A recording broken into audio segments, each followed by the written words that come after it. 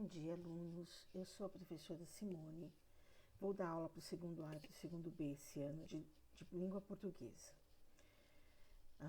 A primeira aula que eu tive foi terça-feira e a gente estava conversando que vocês não tiveram aula de literatura no ano passado.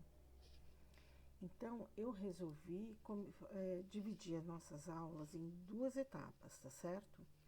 As aulas que têm a ver com o centro de mídias, que tem a ver com o caderno Aprender Sempre, tá? E com o São Paulo Faz Escola. E a segunda parte seria que eu inventaria, que não está nessa programação, que seria a literatura de ensino médio. E eu vou começar fazendo uma revisão da matéria que seria dada de literatura no primeiro ano, tá? A matéria que tem início no primeiro ano é o quinhentismo no Brasil, tá? O que é o quinhentismo no Brasil? Isso aqui tem a ver com o início da literatura no Brasil, que começa em 1500, tá certo? 1500, o que acontece de importante em 1500? O descobrimento do Brasil. Portugal vivia a época das grandes navegações. Ele estava assim, vários lugares do mundo foram colonizados pelos portugueses, como Moçambique, Timor-Leste. Então, o Portugal ele estava saindo pelo mundo tentando colonizar o máximo de países, de localizações possíveis, porque isso gerava dinheiro para Portugal. Tá? Enquanto no Brasil, o Brasil estava sendo descoberto, Portugal vivia o Renascimento. Vocês já estudaram o Renascimento em algum momento, né? Em arte ou em história. Tá? A gente vai falar mais disso depois. Corresponde à época do descobrimento do Brasil, é um movimento paralelo ao classicismo português e possui ideias relacionadas ao Renascimento. Enquanto no Brasil você estava sendo descoberto, não tinha literatura aqui, concorda? O Brasil foi descoberto em 1500, não tinha ninguém produzindo, nenhum brasileiro produzindo literatura. Quem seriam os brasileiros naquela época? Os indígenas, que também não tinham escrita. Eles podiam até produzir a cultura, mas não tinha escrita. Já em Portugal, eles viviam o Renascimento, que terá o nome de classicismo, tá certo? A literatura do quinhentismo tem como tema principal os próprios objetivos da expansão marítima. Quais são os objetivos do português a sair pelo mundo? Conquista material, ou seja, ganhar dinheiro. O que eu posso explorar nesses lugares que eu estou visitando? E a conquista espiritual. Eu vou passar para essas pessoas a minha cultura, certo? Eu vou levar a eles a minha cultura, que na época era principalmente a cultura cristã, tá certo? Europeia e cristã. No Brasil, você vai ter dois tipos de literatura: a literatura de informação e a literatura jesuítica. A literatura de informação tem a ver com o que eles escreviam para informar Portugal sobre a nossa terra, né?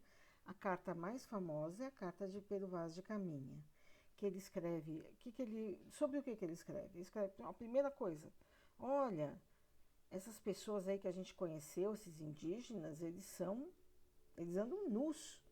Uma coisa super estranha, porque fazia parte da cultura portuguesa ficar vestida da cabeça até o pé, né? E eles andam nus e ele começa a comparar o indígena que anda nu com o homem e a mulher, né, o Adão e a Eva, que andavam nus porque eles eram inocentes. Ele faz um jogo de palavras para falar sobre essas coisas, sabe? E o Pedro Vaz de Caminha vai informar para Portugal, por exemplo, se tem ouro, se tem a terra é boa para se plantar, tudo que ele pode explorar nesse país. Já a literatura jesuítica vem depois, tá? Logo assim que eles informaram o que tinha no Brasil, os jesuítas vieram para cá para transformar esse indígena num cristão. Para isso, José de Anchieta, Manuel da Nóbrega, Fernão Cardim, que eram padres, né? Eram jesuítas, eles usam de pedagogias do tipo produção de teatro, de poesia, de música. Isso vai constituir uma literatura brasileira, porque foi feita no Brasil, mas eles não eram brasileiros, tá certo? Importância, né? O que a gente pode falar de importante daqui? José de Anchieta é considerado o primeiro professor, né? Porque ele criou a primeira escola no Brasil. Que tinha um caráter religioso? Tinha. Mas ele não deixa de ter várias questões pedagógicas envolvidas, tá certo? Lembra-se, por exemplo, o Canal Cultura, a TV Cultura, ela é Fundação Padre Anchieta. Por quê? Porque tem relação com a educação, tá certo? Então, qual a importância da Carta de Pedro Vaz de Caminha? 3 aspectos, né? O literário, quando ele fala, ele faz comparações que são belas, que são bonitas na carta. Não é uma carta só informativa, né? Ela tem a importância de informar, mas ele usa comparações. Os índios são como Adão e Eva. Essa terra é boa, tudo nela dá. Ele usa um jogo de linguagem que é metafórico. E isso tem caráter literário, certo? Histórico é o primeiro documento sobre o nosso povo. Ele é um documento histórico. O que eles viram, quais eram as intenções deles, não é isso? E ele tem um aspecto linguístico, por ser um texto escrito em língua portuguesa em terras brasileiras, certo?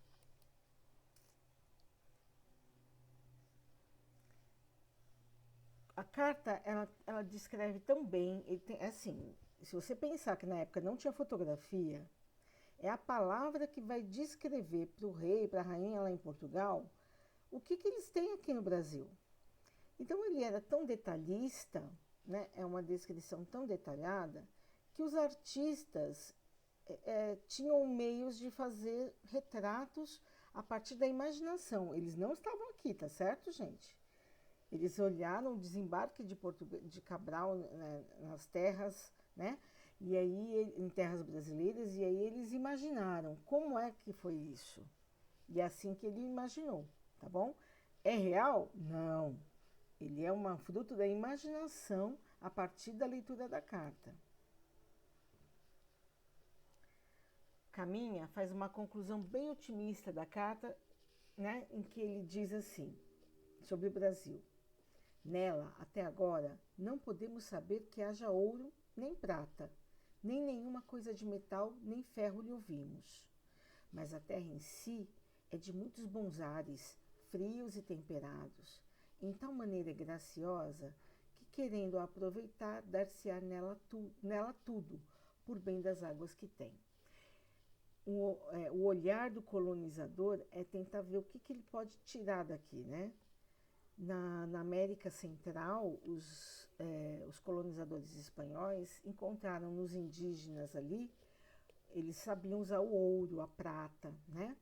Tanto, olha o nome, Argentina, vem de argentio, que é a prata, né? O nome foi dado não é à toa, porque eles queriam ouro, e aí eles eliminaram toda aquela população indígena para poder tomar deles o ouro e a prata, certo? O olhar do colonizador é de explorar. Como eles não acharam ouro, prata, eles pensaram no quê? Podemos plantar aqui, né? Se você pensar que Portugal é um território pequenininho, pequenininho, não dá para fazer grandes plantações lá. Mas aqui dava, tá certo? O que é intertextualidade? Intertextualidade. Quando você usa, né, um texto como link para você criar outro. Então, por exemplo, você está vendo essa charge aqui, né? Esta terra é linda e generosa, em se plantando tudo dá. Ele pegou a frase do Caminha, né, na carta, e está falando sobre a exploração. Olha lá. Né? Ele está regando ali os investimentos que ele quer fazer. Aqui é ó, eu estava falando sobre a cultura, os indígenas da América Central. Você imagina, né, que o português, o espanhol, o europeu em si achava que ele era muito mais evoluído que qualquer um deles, né? E se você pensar que esses indígenas olhavam para ele e achavam engraçado, né, a roupa, os modos, né, como isso aqui era fora de contexto. O Oswald de Andrade, lá no século XX, lembrando que a gente está falando do século XVI, essa carta foi escrita no século XVI. O Oswald de Andrade, lá no começo do século XX, ele vai pensar assim, gente, ó, quando o português chegou, debaixo de uma bruta chuva, vestiu o índio. Que pena! Fosse uma manhã de sol, o índio tinha despido o português. Aqui ele está fazendo um jogo de palavras, né, mas falando sobre a cultura. Vestir aqui é assim, o português chegou aqui e impôs a cultura dele para esse indígena. Você vai aprender o português, você vai aprender os meus modos e você vai fazer do jeito que eu acho que deve ser feito. Não teria sido uma pena se não fosse, se os indígenas não ensinassem esse europeu os modos dele, em vez do contrário, né? O Oswald faz ele está fazendo uma crítica e ao mesmo tempo está fazendo uma intertextualidade com a carta. Vamos chegar na literatura jesuítica, né? Em 1549, né, 50 anos depois, praticamente, chegaram ao Brasil os primeiros jesuítas. Eles vieram com a missão de divulgar a fé entre os colonos, oferecer catequese aos índios e dar educação, ler, escrever e contar. O destaque principal foi um grupo chamado Companhia de Jesus, que, temendo que a Contra-Reforma chegasse antes por aqui, instalaram no Brasil seu desenvolvimento missionário. Aqui tem a ver com história, gente. Vocês devem ter estudado já em história a Reforma Protestante e a Contra-Reforma. A Reforma Protestante, ela dividiu a Europa entre os católicos e os protestantes, aqueles que não queriam mais que a Igreja Católica, né, dominasse, né, seguisse com aquelas regras que eram antiquadas, segundo eles, que elas precisavam ser reformadas, né? Então, a Reforma Protestante, né, dividiu a Europa em duas partes. Os que eram, por exemplo, Inglaterra, Alemanha, se tornaram protestantes. A Europa Latina, né, que a gente está falando aqui da França, da Itália, da Espanha, de Portugal, eles se mantiveram católicos. Eles estavam em guerra, era uma guerra mesmo. Se você pensar que a Igreja Católica cobrava dízimos de todos esses territórios, quando eles perderam a Inglaterra e a Alemanha, eles perderam dinheiro. Meu Deus, então eu preciso arrumar mais fiéis neste mundo. Então, vamos levar o catolicismo, né, para os outros lugares do mundo, né, no caso aqui o Brasil, transformando esse indígena num missionário que vai me pagar dízimo no futuro. Tá certo? Então, essa era a missão de levar a fé.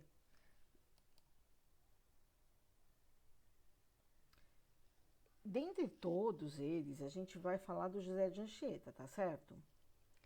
Ele é o único autor dessa época cuja produção extrapola o caráter meramente histórico, porque ele escreveu poemas, autos, cartas, sermões. Esse auto com U, gente, são pecinhas de teatro falando sobre questões morais, tá certo? Sobre questões religiosas. E ele escreveu, olha, pasmem, ele fez uma gramática do Tupi-Guarani. Ele fez essa gramática para poder se comunicar com os índios, né? Para ensinar para eles o português, para poder ensinar as questões religiosas. Todos esses poemas, cartas, sermões, eles eram de fundo religioso. Por isso que ele tem um caráter meio teocêntrico. Lembrando que Teo é Deus. Deus como centro de tudo. Teocêntrico. Ele, além do caráter informativo e educacional, algumas de suas criações literárias visavam apenas satisfazer sua vida espiritual. Então aqui a gente tem um poeminha do José de Anchieta. Opa! Em Deus, meu Criador, não há causa segura. Tudo quanto se vê se vai passando. A vida não tem dura, o bem vai se gastando. Toda criatura passa voando. Contente assim, minha alma, do doce amor de Deus, toda ferida. O mundo deixa calma, buscando a outra vida, na qual se deseja ser absorvida. Ele está falando aqui que é a vida espiritual, que é o que ele busca. Aquela imagem dele escrevendo na areia, porque não tinha lousa, né, gente? Ele usava a areia da praia como uma lousa. É uma imagem que ficou gravada. Mais uma vez, a intertextualidade. Haikai do Padre Anchieta. SOS.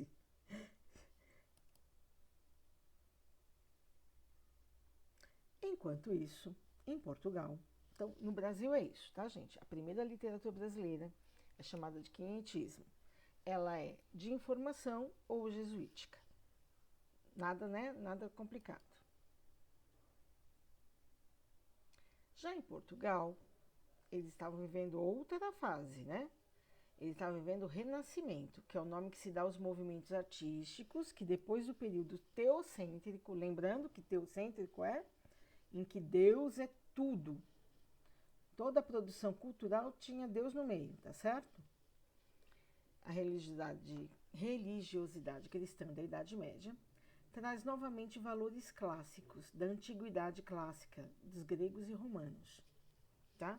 Se você, pensa na história. Primeiro você tinha lá a antiguidade, aí veio a antiguidade era quando pensa sempre em gregos e romanos, tá? Aí você vem a Idade Média, quando Cristo surge, você tem uma Idade Média que é muito, muito religiosa. Essa Idade Média proibiu muita coisa. Tudo tinha que ser explicado a partir de Deus. A Idade Média vai lá do século IV, né, 5, até o século XII, XIII, né, XIV. Ela dura bastante tempo. Quando chega lá em 1500, né, no século XVI, você começa a questionar isso. Não, gente, não pode explicar tudo pela religião.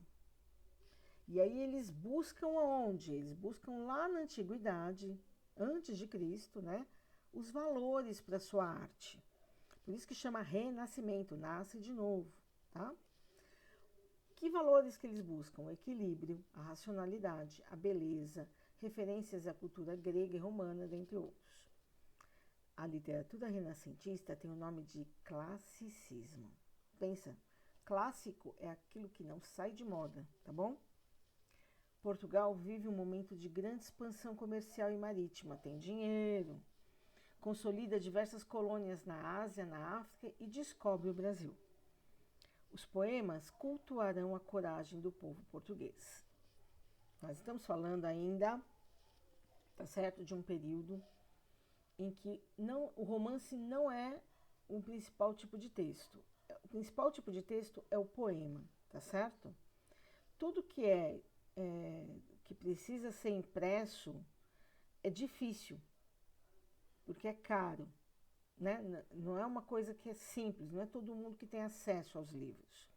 Então a poesia vai ser sempre o principal meio de arte na parte escrita, tá certo, gente? Nós estamos falando de texto escrito. Lembrando que nós estamos falando do século XVI. O que mudou na literatura? Tá? A poesia, para ser perfeita, deve ser equilibrada. As emoções sob controle. Isso não pode ser super emotivo, não, gente. Tem que ser equilibrado.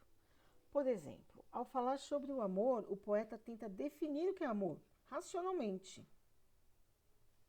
Então tem um poema famoso do Camões, né? Amor é fogo que arde sem se ver, é ferida que dói e não se sente.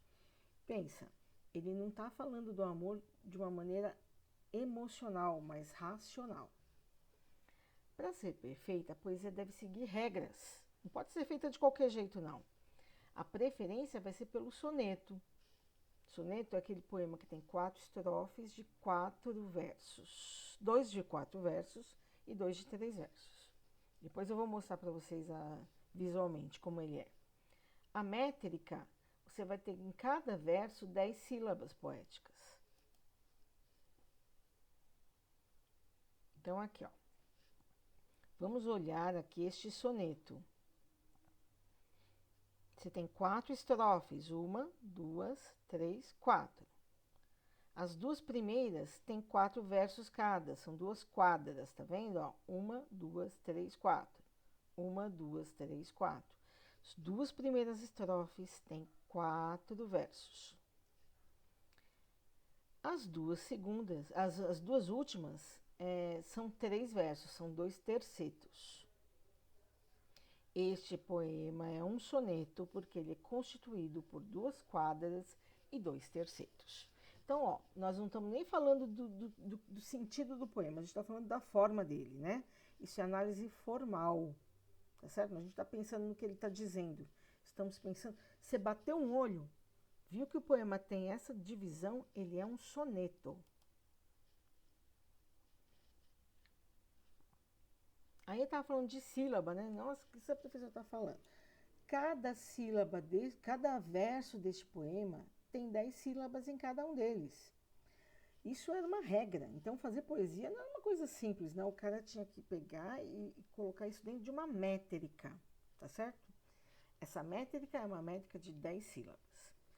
Como é que eu sei, né? É sílaba normal? Não, não é uma sílaba normal. É uma sílaba poética. Como que eu meço isso? Primeiro, você divide todas as sílabas, tá? Passa uma barra em cada vez. Contentamento, descontente. Fez isso? Verifique qual é a última sílaba tônica, né? Aquele som forte, e marque essa sílaba. Então, por exemplo, a última palavra é descontente. Descontente. Qual que é a sílaba mais forte? Tem. Opa, volta lá. Tem é a sílaba mais forte. Então, eu vou parar de contar nela. A última, que é fraca, esse T aqui no final, ele é fraco. Como que eu sei que a sílaba fica fraca? Quando a gente descontente, o E vira I. Descontente. Tá vendo? Toda vez que a sílaba é fraca, o O vira U, o E vira I, tá certo? Porque a gente pronuncia com mais fraqueza, tá? Aí você vai unir as sílabas terminadas em vogal com as que se iniciam com vogal. Porque quando a gente vai falar, a gente costuma unir o som da última vogal com o som da primeira vogal. Aqui você não vai ter, o único que seria o E e um. Mas aqui a gente não juntou, não fica um. A gente fala é um. A gente separa. Se a gente unisse, a gente teria que contar como se fosse uma sílaba só, tá? A gente vai ver outros exemplos mais tarde e aí eu explico isso com melhor, né? Por enquanto não precisou unir, porque o som desse E não juntou com esse U. E aí você conta até a última sílaba tônica. É 1, 2, 3, 4, 5, 6, 7, 8, 9, 10. 10 sílabas tônicas, 10 sílabas poéticas. Então, esse é um verso decassílabo, beleza? Próximo. Eu vou mostrar de novo aqui, Outro verso. É ferida que dói e não se sente. Dividir. É ferida que dói e não se sente. Eu dividi todas as sílabas. Procuro a sílaba tônica da última palavra. Sente. Sente. Você já reparou que o T virou ti? Ele é fraco. Então, sem é forte. Então, marquei. Eu vou parar aqui e não vou contar a última. Vou ver as sílabas. Aqui, vogal, consoante. Vogal, consoante. Vogal, consoante. Nenhuma está juntando. Vogal, vogal. Quando eu falo dói e não sente, eu junto esse dói ou eu deixo ele separado? Dói e. Eu falo dói e. Não, eu não junto. Então, ele não se une, ele vai continuar separado, tá bom? Se ele juntasse, você teria que contar uma única vez. E aí, agora eu conto. É ferida que dói e não se sente.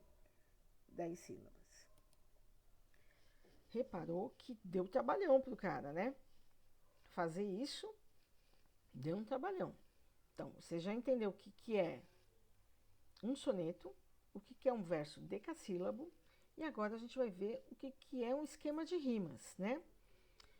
Um poema não podia ser feito de qualquer jeito, tinha que ter a rima, e rima, vocês lembram, rima é esse som que se repete no final de cada verso. Amor é fogo que arde sem se ver, é ferida que dói e não se sente, é um contentamento descontente, é dor que desatina sem doer. Repara, ver rima com doer. Eu vou dar uma letra para cada rima. Então, se ver e doer rimam, ele vai ser a primeira letra A. E eu vou dar A para tudo que terminar em er. Ó, querer, perder. Letra A. Sente rima com descontente. Vou dar outra letra B. Ah, tem mais B? Tem. Tem gente, tem contente. Vontade não é ver, não é sente. É outra rima. Então, eu vou pôr uma terceira letra, C. Vencedor, D. Saudade, C. E aqui ele inverte, ó. O dor, que tá sozinho aqui, vai rimar com favor e amor. Vontade vai rimar com amizade. E aí você vai ter um esquema de rimas. Olha cá. A, B, B, A. A, B, B, A. C, D, C, C, D, C, D. Essas rimas podem ser classificadas como paralelas, se elas fossem um do lado do outro, A, B, B. Interpoladas, quando eu faço um miolinho, ó lá, A, B, B, A, faço um sanduíche. Ou alternada, AB, AB, certo? Isso é análise formal. Gente, isso daí é a poesia do classicismo. A poesia do classicismo, ela pede que você use essas regras, tá bom? Essas são as informações básicas que a gente deveria ter lá do primeiro aninho, certo? Do primeiro ano de ensino médio. Por quê? A literatura, para ser literatura boa, tinha que seguir regras. E isso vai ser discutido depois, quando a gente for falar da literatura deste ano, que seria romantismo e realismo. Nós vamos começar com essa aqui, que é muito importante, que é a literatura clássica, tá bom? Ela foi feita no Brasil? Não. Ela foi feita lá em Portugal. Mas não se esqueçam que tudo que vai acontecer no Brasil, a partir de então, é voltada para o que acontecia em Portugal, tá bom? Gente, eu sei que essa aula é muita coisa para vocês entenderem de uma vez só, mas eu espero que tenha esclarecido um pouquinho, tá? Vou deixar no Classroom essa apresentação de slides, esse vídeo. Vou deixar uma atividade para vocês fazerem. E vou deixar também um texto que eu distribuí na sala de aula para o segundo A na terça-feira, mas eu vou deixar para vocês lerem através da internet mesmo, tá bom? Então, até um abraço, a gente se vê na próxima aula. Tchau!